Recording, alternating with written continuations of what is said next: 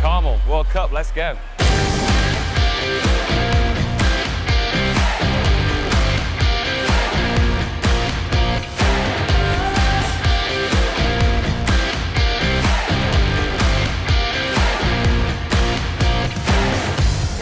Never been to the States before, which is super exciting. I feel like it's literally like the movies, like it's crazy being here.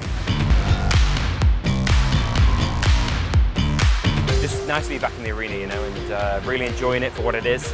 I really missed it post-Paris, and again, it's the people who make this sport. I missed it! I don't know where I'm going!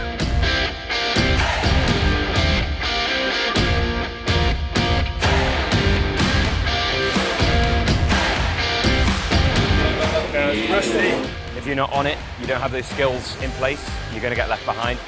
But as the beauty of the sport that, again, there's no time for complacency. I'm back, baby, let's go!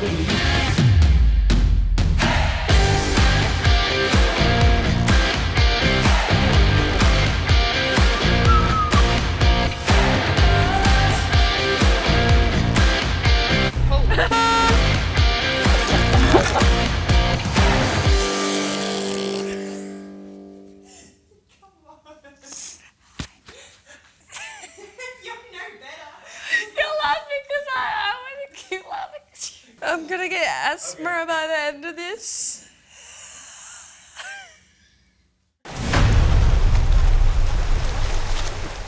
So the World Cup experience is a 3-stop ordeal. There's 3 swim meets, 3 days each. And so our first stop is here in Carmel, Indiana. We're a little outside Indianapolis, which I've been to many times for a lot of meets, but never been to Carmel before. Definitely giving, you know, suburbia, you know, the lovely Midwest. Our next stop's gonna be in Westmont. And then the last stop's Toronto, hometown, so. At every stop, we will be doing a few events within the community and a couple of experiences that you wouldn't normally get if you weren't a part of this World Cup experience. So for this week, we have a Colts practice that we're going to. We're gonna go visit the Dallara factory where they make the race cars. There's also a few meet and greets with the kids that the athletes will be partaking in. So these experiences kind of help to break up the monotony of just being in your hotel for 3 weeks besides the competition, just giving them a cool little, you know, core memory to take home, because there's a lot of international athletes, and I know a lot of people don't know about American football, so it'll be just cool to learn about another world besides swimming. I'm definitely on the road to LA right now. That's kind of the biggest picture goal I have and the furthest in the future. But in the meantime, I feel like I'm trying to just navigate this whole professional career a little bit and take the opportunities that come my way, including being here at World Cup. Personal goals are to be happy racing, to be back racing after a long hiatus away, but also enjoy every single moment. And I think right now I'm just taking every opportunity that I can to just race, no matter, again, the circumstances, no matter where I'm at, even if it's with not much training under my belt. We're really just coming here to have fun with each other and try to race really fast, but everyone at these stops are in very different boats. Some people are coming in off of no training, and so they're not in very good shape. Some of these people are getting tossed in after being wrecked for the first part of their season. That's what I would say I am. So I'm in very good aerobic shape right now, but it's very hard for me to turn things on and sprint. But yeah, at the end of the day, we want to move as fast as we can through the water, as quick as possible.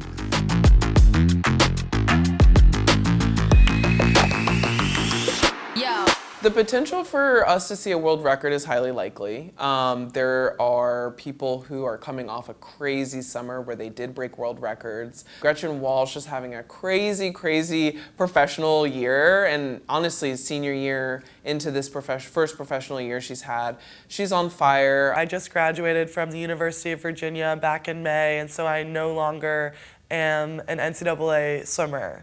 And so it really frees up my fall. And this was a great period to come out here and race at all 3 stops and really take the time to get that short course, even if it's short course meters, but that short course training and racing in, because I'm no longer gonna have that because I'm not swimming for UVA anymore. The level of competition here is crazy, and it's definitely more than last year, and I think I based this whole experience going in off of last year's World Cup, and so I'm here now, and I am a little stressed. I get stressed. I'm intimidated by so many people. It's something that I don't like showing, and I'm not going to name who I'm intimidated by, but it's definitely a thing. And it is intimidating, but it's also people I've been racing for the past couple summers in a row on these huge stages at Worlds and the Olympics, and I think that every time we get in a pool together, we make each other better. So it's proved to be the same situation here at Carmel. That definitely happened. I think people all around went faster than they thought they were going to. And so I think it's great for the competition, but no doubt it'll bring some nerves. And you know, when nerves come your way, sometimes faster times come out of that too. I feel like I'm at a point in my career where I think there's big things for me on my horizon. Like, I'm very optimistic about that, but in order to achieve those things, I'm gonna have to get creative in the pool and find different ways to be better, because it's harder and harder as you get older. So I wanna be creative, I wanna find the niche details to change and hopefully become, you know, everything I dreamed of and more in the sport. So I started swimming when I was about to turn 8 years old. It was December of 2009. I had done swimming lessons since I was like 2 years old. My parents really cared about water safety.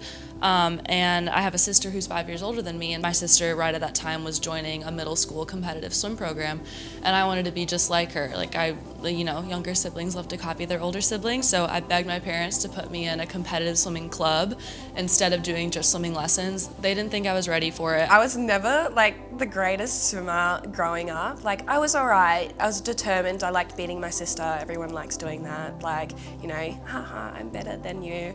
But I kind of like at first just floated in the water. I just float there and do nothing. I was like 8 years old and I was at the dinner table and I was eating oatmeal with my dad and I had said, I'm gonna go to the Olympics. And he was like, okay. And so then that was it. I mean, I used to swim already, okay? And, but in 2012, I went to watch the London Olympics with my family. And I went to watch my idol, Michael Phelps, racing against another of my favorite swimmers, Ryan Lochte, in the 200 IM. So I saw them racing, Michael Phelps winning 154.2 or something. So it was crazy atmosphere and everything. So after that, maybe I was like, I started really dreaming about the Olympics. My favorite subject in school, in primary school, was Japanese. And I remember coming home from school one day and my mom was like, I have a way for you to go to Japan. And I was like, oh yeah? And she was like, you just have to make the Olympics in 2020. And I was like, okay. It was a long time ago. 20 years ago. I love to race.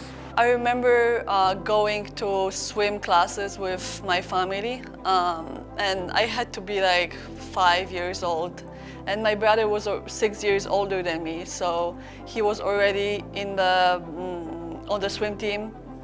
And I couldn't swim, but I loved water. And he took me to the pool and started teaching me how to swim. Yeah, that was the moment I was like, I want to be like my brother. As I got along, it was really until 2021 when the Olympics kind of got, you know, postponed, and I made my Tokyo team, and I was like, oh, maybe I've got a future in this, being the youngest on the team at 17 and being able to do the relays. That gave me a lot of confidence in myself that I could potentially get an individual spot and, you know, do something great. I would draw in art class like pictures of me winning a gold medal at the 2016 Olympics, which I was 13 at, so I was a little ambitious for my age.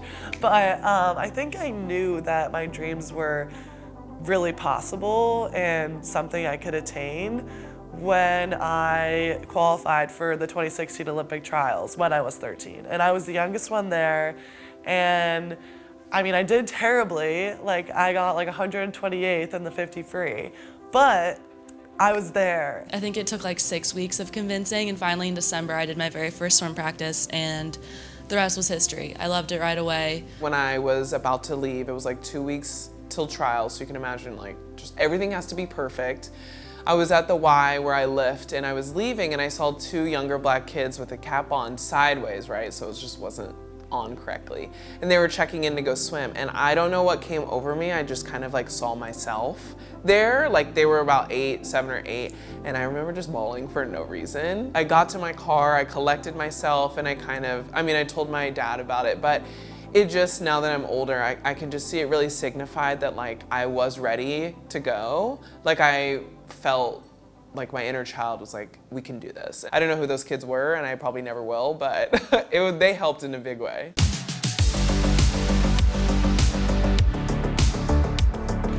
Snap back. Chicago, let's go.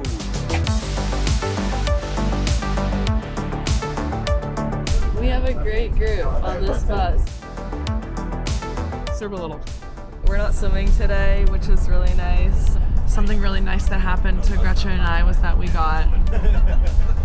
This is luck. And this one's name is Loyalty, apparently. Just doing the wedding list, registry list. Preparing for the wedding, amongst everything else he does, is stressful, but we make it work. He's very good at agreeing with my decisions, which is the best way. Straight in the basket. think he's a little bit tired. Mate, if I see that big green egg come through on the website, you're getting the best seat in the house, baby. I think me and John should do like an honorary speech. You can have the bride's seat. Waffles and pancakes. Waffles. McDonald's or Wendy's? McDonald's. White or black? Just kidding. Be it.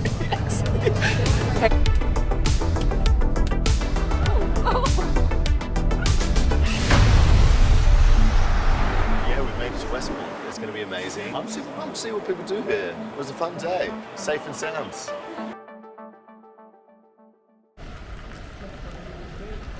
Adam, turn around and wave. How the f***ing a wave? I've got 2 cups. Yeah. 3 cup. Fair. We are now on our way to the pool. I am Holly Ramsey and I am Adam's fiance. My dad is Gordon Ramsay, but I don't cook, I prefer to eat, and I swim only in the bath. If I'm racing in trials or I'm racing another meet, she will just be there in the audience. I'll be in a different hotel room or et cetera, et cetera. So it's definitely a new dynamic, but I said to myself when we start this season that I wanted her there because it gives me balance, but also I'm not time away from home for 3 weeks. And as someone who's going for their 4th Olympics, you need balance. I have 5 siblings, so the house is constantly chaotic, which is a little bit like being on tour. Have a good one, babe. See you later. I love you. Love you. There's definitely a few quirks to being with a swimmer. Always need to have snacks on hand. If I don't have snacks, then he always gets very hangry. So if we're going out, even on the way to, if we're going to dinner, I need to bring snacks with me. Professional swimmers on tour. We eat a lot, we sleep a lot. You probably know that already. Actually, I've started seeing someone that has no idea about the sport. He honestly thought I just got in and raced, like we didn't have to warm up or cool down. And I was like, no, like my warm up's like 1,500 meters before I actually get in and do just 2-lap short course of 50 backstroke. He was like, what? So I find that really interesting that people don't understand that, because for me that's something that I'm like, oh, everyone knows that. There's definitely times where he just needs his own space. I mean, 3 weeks on tour in a hotel room can definitely feel very small. I'm around Alex so much that it maybe feels like normal life. We just moved in together again, so we're like living in the same house and we're doing life together. So there's not a learning curve, but just an adjustment curve with, you know, being able to tolerate each other respectfully. Luckily, Alex and I do not swim the same events, thank God. But we still race sometimes, and we do get pretty competitive, especially if it's an event that's I consider my best event or she considers her best event. We've raced like in the 100 breaststroke recently, that's kind of my thing, and I only beat her by 1/100th, which was, you know, I mean, I'm happy I got the job done, but I was like, you're way too close to me. One of the things I really admire about Alex that I maybe don't always embody is this level of being calm in stressful situations. Like, I don't always feel like she lets stress get to her the way I do, and at least she doesn't show it. I'm still trying to teach her how to kind of like not let the little things stress her out too much. And I mean, that's definitely comes very naturally to me. Sometimes I'm like, how are you like this? But I think it's really great because even in the pool, I feel that way, that she brings that calm, cool energy and always knows the right time to make me laugh as well. I definitely admire her attention to detail. When she gets on the block, like, she knows exactly what she's gonna do. She knows her race plan perfectly. And that's something that I never really do, honestly. But I think it works for her, and I definitely tried to pay more attention to that, like in practice. Kick count, stroke count, she's like always harping on that. So I'm just trying to take tips from her because, you know, she's the GOAT. Today we went and visited Chicago Bulls, which I really enjoyed. I like seeing how other sports roll and work. Do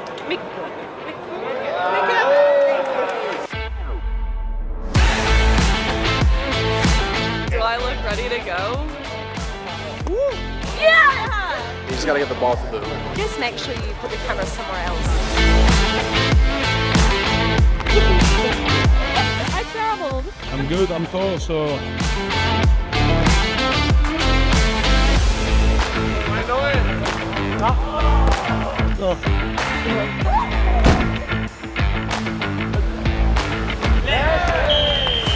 I think people love World Cup because it kind of reminds them of a club meet. It's only prelims finals, there's no semifinals, so it's really just all about having a good time and giving 100% effort alongside your friends, which, like, honestly, the best thing ever. I think honestly just surrounding yourself with the people that you love, like your family and your friends, and even if that's still in your swim community, it's great to have people that can appreciate what you do in the pool. I definitely have quite a few close friends. Kaylee is one. She's sitting in the room right now, but staring at me. I kind of fangirl over them because I get to watch them race and compete, and they're absolute beasts in the water. And then outside of the water, it's like, oh my God, they're absolutely cool people. Ci identifichiamo tutti in questo sport che odiamo e amiamo, quindi abbiamo qualcosa in comune ed è bello passarlo appunto con altra gente.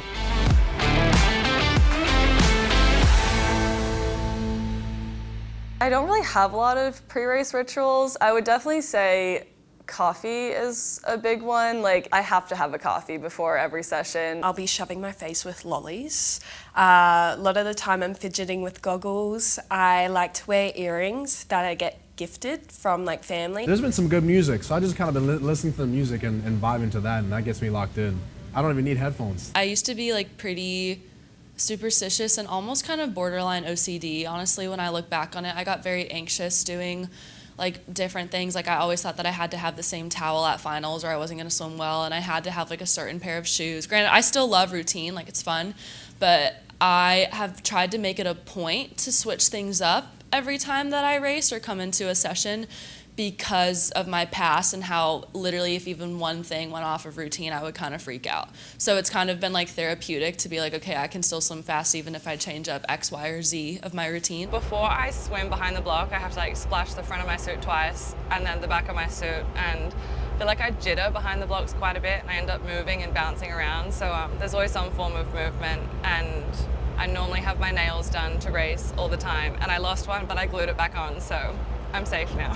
Nails is a big one. I have blue nails when I like go into international meets, and typically it's light blue for a World Championships or an Olympics. Honestly, not too many rituals. I would say, like, apart from my warm-up routine and like activation, I would maybe consider that a ritual just because I do it every time. But that's more out of I need to warm up and activate as opposed to like this is a superstition. Yeah, I'm a bit of a superstitious person. I like things in line. I like to, you know, if one outfit I race good in that suit is a good suit, I'm gonna keep wearing that suit. No, I'm just doing my thing, like warm up and then pre-race, that's it. Nothing crazy.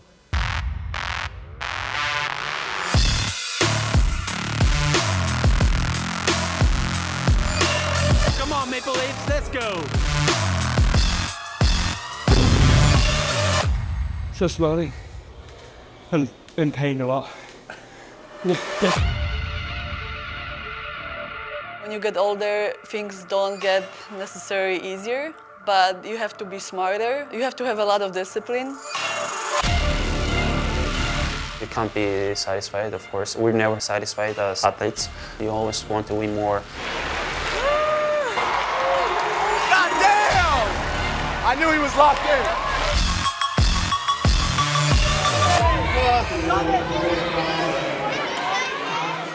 So my fun fact as a kid was always like, my mom's an Olympian.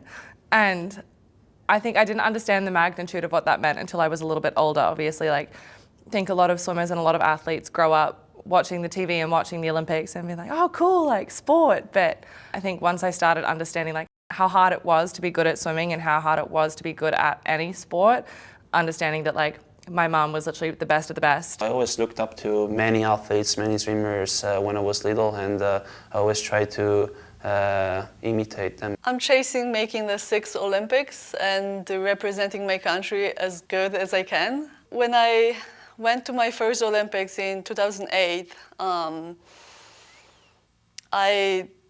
I never thought I'm gonna make it, you know, and go to another Olympics and then to another Olympics and still be in the game.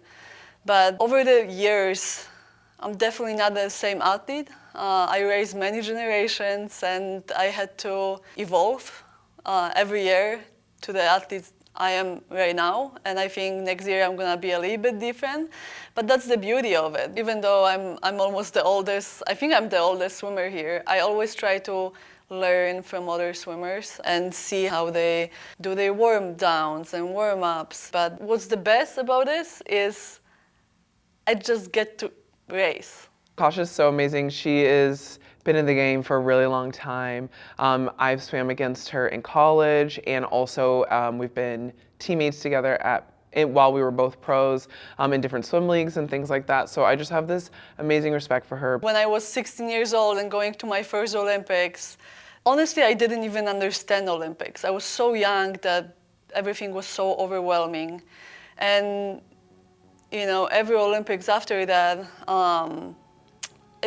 you think you're ready, but not really. Like, there's always gonna be something that surprises you. And, you know, my events changed too. When I was 16, I raced 200 freestyle.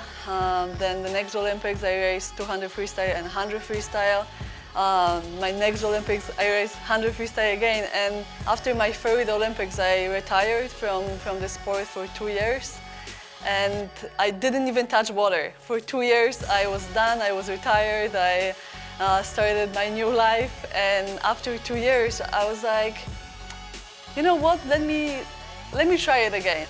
I feel like in the sport, you feel like you're old at like maybe mid-20s, like 25, 26. You can be super good when you're young, and then maybe when you grow up, you're not as good anymore. So it's really cool to see her kind of like be a pioneer at this point in the sport. Sometimes people won't believe in you, like they believe in younger athletes, and that's okay. I think I got used to, and I proved myself that I have a goal and I have a dream that still burns inside of me. If I could inspire at least one woman that was told before that it's too old or too weak, and doesn't really belong to one place. If I can inspire some swimmers to believe in themselves, I'm gonna be very happy with that.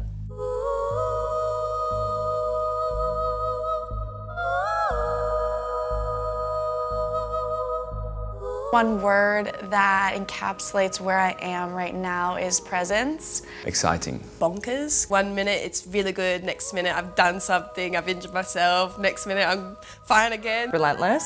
Honestly, there's nothing coming to my mind. I literally just looked at the floor, I was like, oh, that's a weird style of carpet. That's a tough one. That's very tough. Halfway. I don't know. I need to think about it.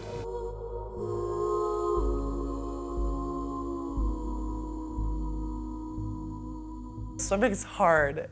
It's brutal. And, you know, it's great for you and it requires so much dedication, but it's hard at times to be like, God, I'm swimming 9 times a week, I'm working out 20 hours a week, like, and for what sometimes? Mentalmente è molto difficile. Stare sempre sul pezzo è una cosa che è molto complicato.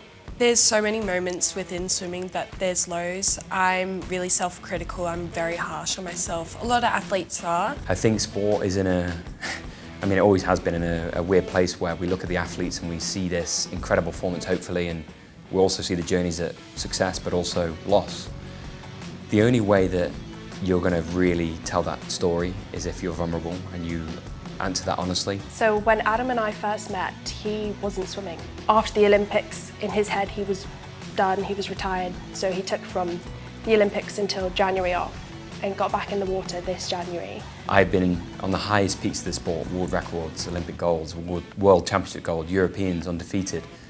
But I've also been the lowest of the lows where I do breaststroke and my goggles fill up with tears. Not many people go to that extent of the highest range and the lowest of the valley, but something I'm very keen on doing is making sure that people don't quit this sport because it's tough. They take a rest, then they go again. I pretty much stopped swimming for 6 months off the back of 2021 when I missed the Olympic team that year. I'd had heart surgery, I went through an eating disorder, and I think the Americans call it mono, Australians call it glandular fever. So pretty much stopped swimming and then returned like the end of 21, start of 2022, and ended up making my first senior team in 2022. So just coming back to the sport was really huge after going through such like an emotional turmoil kind of period. After Paris, I took about 4 or 5 months off and didn't realise how drained I was from the sport. I tried to do World Cups last year and had to pull off early. I was only lasted, I think, 4 or 5 days. You know, I was trying to run, probably will never do that again. Tried to surf. I actually have a huge scar on my back now from trying to surf. So I don't know if anything else but swimming is really for me. Everything that I've been through has allowed me to become the athlete that I am today. So without the disappointments and the setbacks and everything that had happened between 2021 and 2024, I wouldn't be racing as well as I am in 2025. I think trying to stick through those lows and like communicate and have people around me that actually support me and uplift me. I think those moments and those people actually make me feel so much better and like make me stay in this sport. What I say, if you want to go fast, you go alone. If you want to go far, you go together. We sit with different people every meal time. He's spending time with everyone. It's so nice kind of seeing him come out of his shell and loving being in the water. I'm proud of the journey I've gone on, because to pick yourself up from the lows of when you hate something you loved, that requires a lot of energy, and that takes years to come through. And actually to be able to be vulnerable about it in front of young people, old people, doesn't matter, that's another skill in itself. So yeah, I am very proud that I've chosen to fight and chosen that just because you're going through a bad time, you know, previously, you know, the last cycle of the Olympics was very, very tough, that now I'm on this, and I wouldn't have got this without this. And I think that's what a lot of people who watch this can potentially take inspiration from, that this is very important, but only if you learn from it and you try and keep climbing that ladder every single day to get up to this, because this is beautiful. And you can look back on this and go, actually, that isn't the best version of myself, but imagine if I stopped there. It feels really special to have the opportunity to inspire younger swimmers out there. I mean, every session that I've been here so far, I've signed a bunch of autographs for kids, and it means a lot.